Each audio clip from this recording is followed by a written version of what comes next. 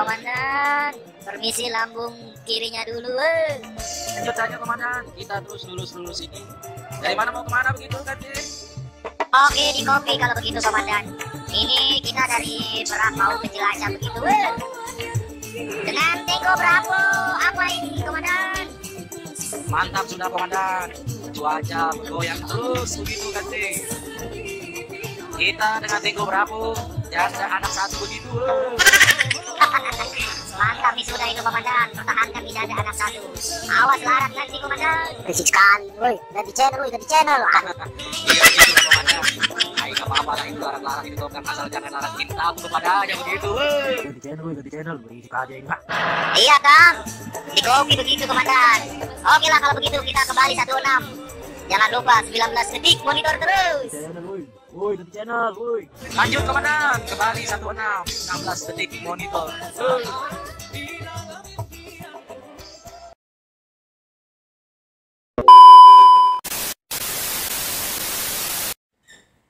Assalamualaikum warahmatullahi wabarakatuh. Kembali lagi di channel saya Devan ADW.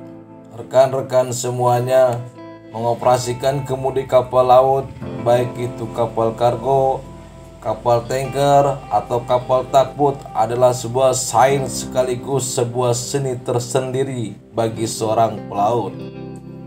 Sebagai sains navigator, pengoperasian kemudi kapal laut memerlukan pengetahuan yang pasti mengenai sistem kemudi itu sendiri, yang mana mencangkup komponen-komponennya, bagian-bagiannya, dan juga cara kerjanya serta pengoperasiannya. Sebagai seorang pelaut khususnya Dex Departemen, pengoperasian kemudi kapal laut memerlukan suatu pengalaman, kebersatuan antara feeling dan perasaan dengan kemudi itu sendiri. Dan untuk pengetahuan tentang kemudi kapal laut itu sendiri bisa kita pelajari dari buku perkapalan, video, internet, atau tentang ilmu pelayaran secara teoritis, dan bisa juga dari buku prosedur manualnya. Sementara sebagian keterampilan pengoperasian kemudi kapal didapat dari pengalaman berlayar, experience, karena setiap kemudi kapal mempunyai karakter tersendiri untuk setiap kapal yang berbeda. Bahkan untuk kapal yang sama, karakter pengoperasian kemudi sedikit berbeda pada kondisi sistemnya dan prosedurnya yang berbeda-beda. Dan di video ini saya akan berbagi pengetahuan tentang ilmu, khususnya tentang sistem kemudi darurat. Ikuti terus di channel saya dan jangan lupa like dan subscribe supaya video kami dapat bermanfaat. Terima kasih. Assalamualaikum warahmatullahi wabarakatuh.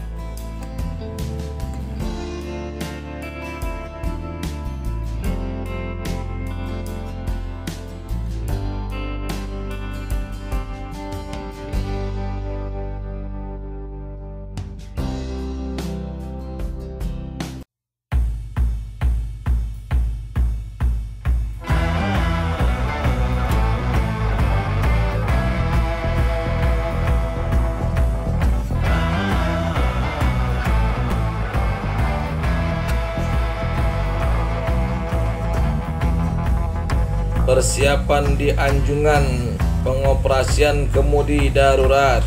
1. Kembalikan mode selection switch pada steering stand ke posisi hands. 2. Sistem pada steering stand dimatikan atau dikembalikan ke posisi off. 3. Tombol stop daripada steering gear motor pada panel steering gear ditekan hingga nyala lampunya padam. Hal ini menandakan bahwa steering gear motor sudah tidak bekerja lagi. 4. Dengan demikian, pelaksanaan pengemudian akan dilakukan langsung dari ruang kemudi darurat. Untuk itu, maka komunikasi yang lancar dari kedua tempat tersebut amat diperlukan. Kelima, bila segalanya sudah siap, maka pengemudian darurat dapat dilaksanakan.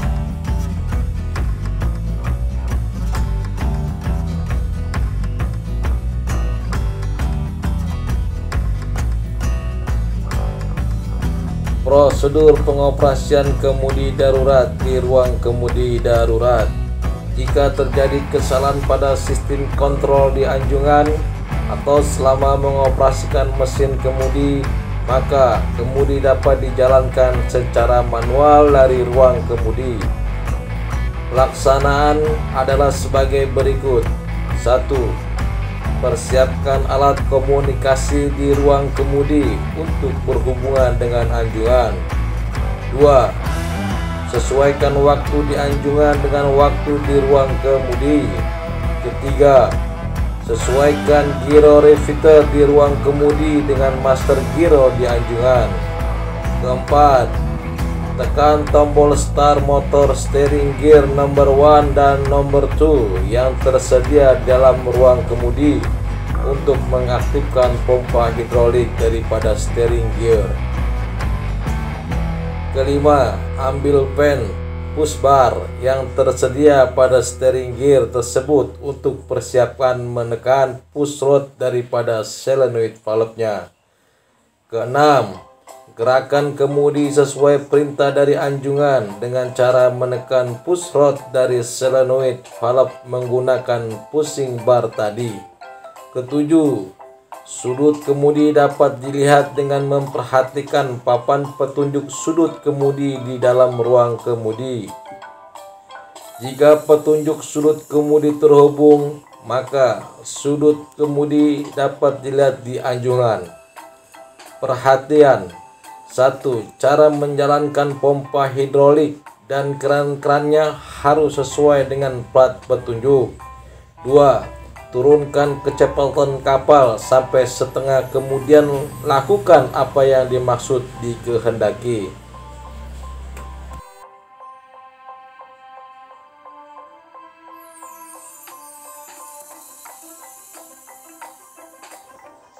Beberapa cara prosedur pengoperasian steering gear atau kemudi.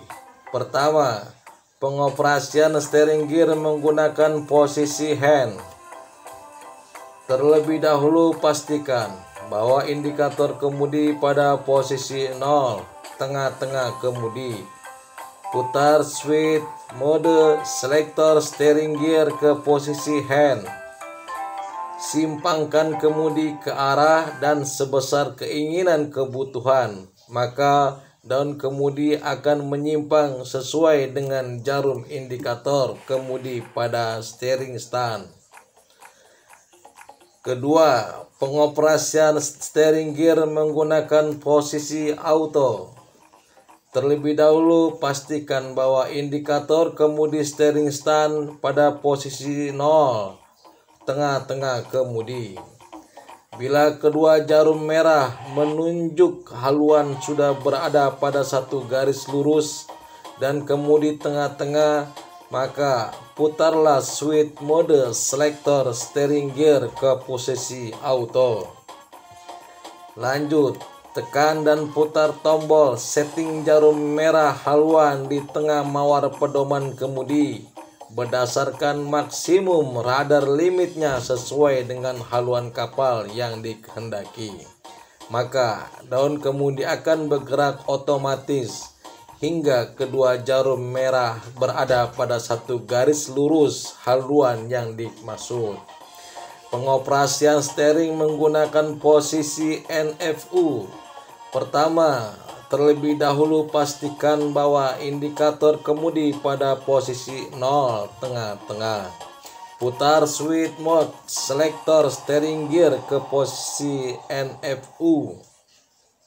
Simpangkan tangkai kemudi NFU ke arah yang dibutuhkan. Maka daun kemudi akan bergerak ke arah mana tangkai kemudi NFU disimpangkan. dan akan berhenti pada posisi di saat mana tangkai kemudi NFU dikembalikan. Pada posisi tengah-tengah, bila daun kemudi ingin dikembalikan ke tengah-tengah, maka simpangkan tangkai kemudi NFU tadi ke arah berlawanan dari arah penyimpangan tangkai kemudi NFU sebelumnya hingga daun kemudi berada di tengah-tengah. Segera selanjutnya tangkai kemudi NFU dikembalikan ke tengah-tengah juga. Dalam pelaksanaan penggunaan kemudi NFU ini, perhatian sepenuhnya harus dilaksanakan karena pergerakan daun kemudi sangat cepat dan liar. Betul, manualnya susah sekali Pak. Nggak bisa manual kalau kita kapal. Ya nanti mau Kak, tadi baliknya nanti selisih dulu. Misalkan ini nanti sama-sama 20, nanti baliknya yang salah satu ada yang 05 kanan, dan ini tengah-tengah. Paling kita robah dari sini juga, baru samakan lagi. Jadi kalau karena dua ini dia sama semua nggak bisa. Paling nanti pas bahasa baliknya gitu, paling selisih 5 derajat. Tapi kalau di bawah sama. Oh di bawah sama? Kalau emergency ini sama? Sama aja. Di indikator aja. Coba di kontak Pak, di bawah berapa sekarang? Steering aja Mas. Ada steering. Nah, coba dibaca dulu steeringnya.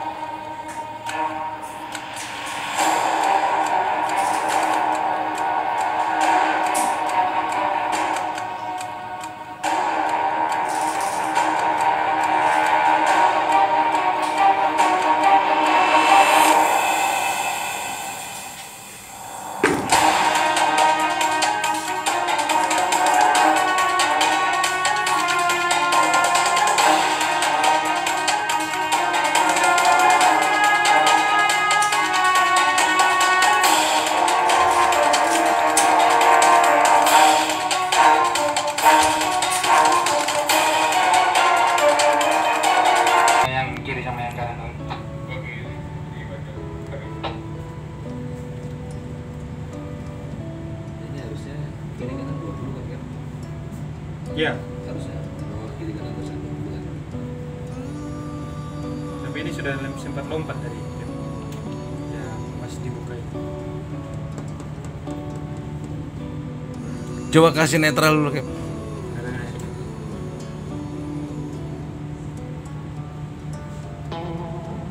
Yang kiri tengah-tengah aja mana? Yang kanan gimana?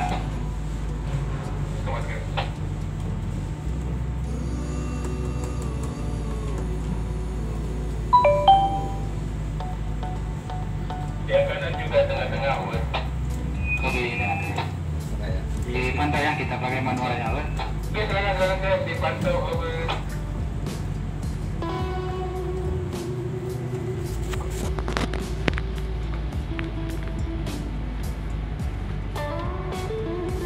Berapa di bawah, Wen?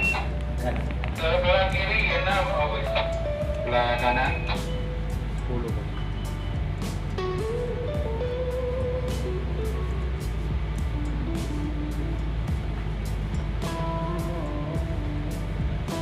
Sebelah kanan 8 Oke.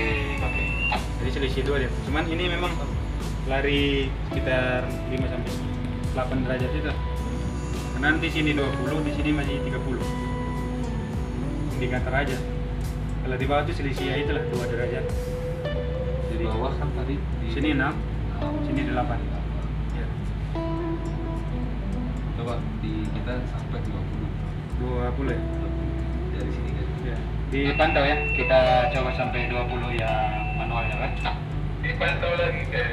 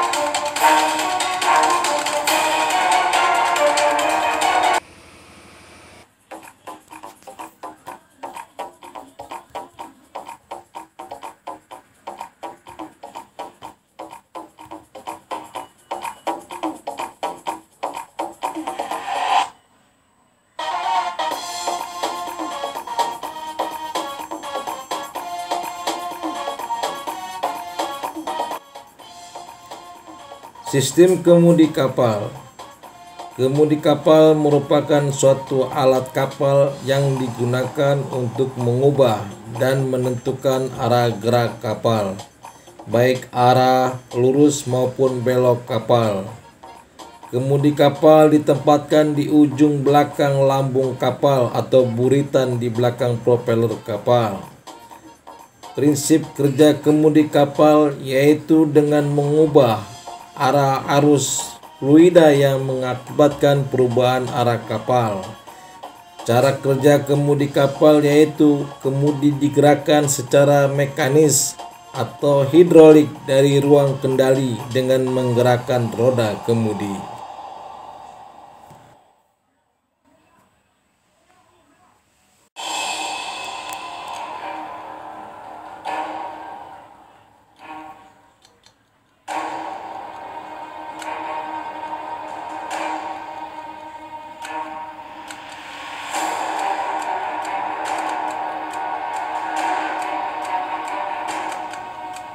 Sistem kemudi mencangkup semua bagian alat-alat yang diperlukan untuk mengemudikan kapal, mulai dari kemudi, poros, dan instalasi penggerak.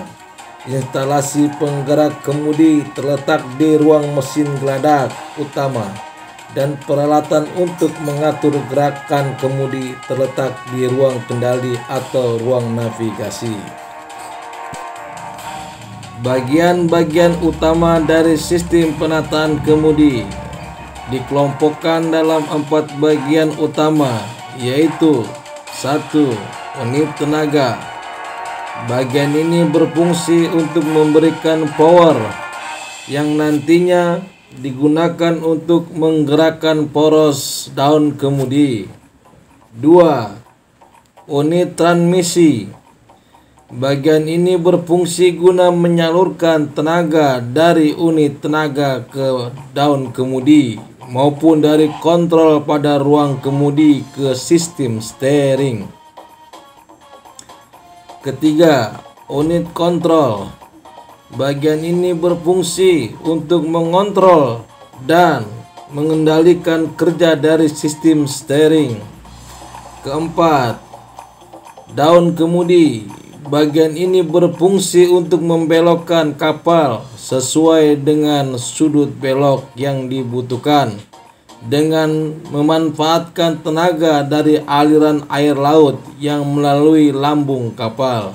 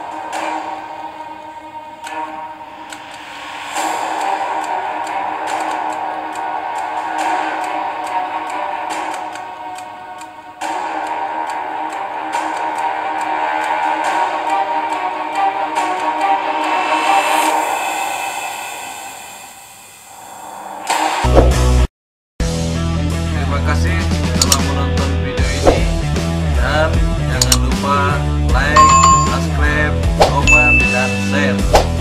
Wassalam.